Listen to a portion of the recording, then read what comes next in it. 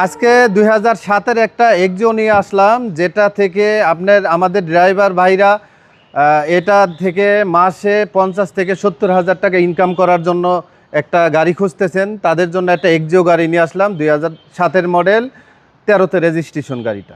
Condition ভাই? হ্যাঁ, condition আলহামদুলিল্লাহ ভালো আছে। সামনে পিছে গ্লাসও অরিজিনাল আছে।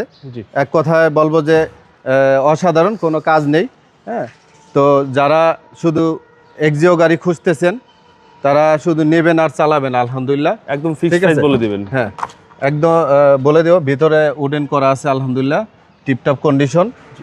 বিগ সাইজ একটা অ্যান্ড্রয়েড পেয়ার পাচ্ছেন গাড়ির সাথে, টয়োটা এক্সিও। হ্যাঁ, 7-এর মডেল ভাই। হ্যাঁ, 7-এর মডেল। আপনি দেখেন, যদি ব্যাক সাইডটা দেখাই, দেখেন এই যে অরিজিনাল জয়েন্টগুলো এখন পর্যন্ত আছে, অরিজিনাল অবস্থায় আছে।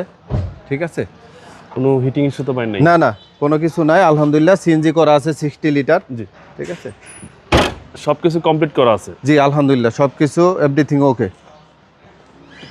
এবং প্রত্যেকটা ডোরে ফ্রেশ ভাই। হ্যাঁ হ্যাঁ, ভিতরে সিট কভার ইনস্টল করা আছে আলহামদুলিল্লাহ। মানে কাস্টমারদের নিয়ে কিছু করতে হবে না? না না, আলহামদুলিল্লাহ কিছুই করবে না, শুধু নেবে আর চালাবে। ওকে, টয়োটা এক্সিও একদম বাজেট ফ্রেন্ডলি গাড়ি। হ্যাঁ, আমি ভিতরটা একটু দেখাই দিচ্ছি। সিসি হচ্ছে ভাই 1500। এ হচ্ছে ইঞ্জিন রুম, ভিভিটি ইঞ্জিন। ভিভিটা ইঞ্জিন, গাড়ি অলমোস্ট একদম ফ্রেশ কন্ডিশনে আছে। ঠিক আছে, যে নিবে ভালো একটা সার্ভিস পাবে। নেবেন আর চালাবেন আলহামদুলিল্লাহ।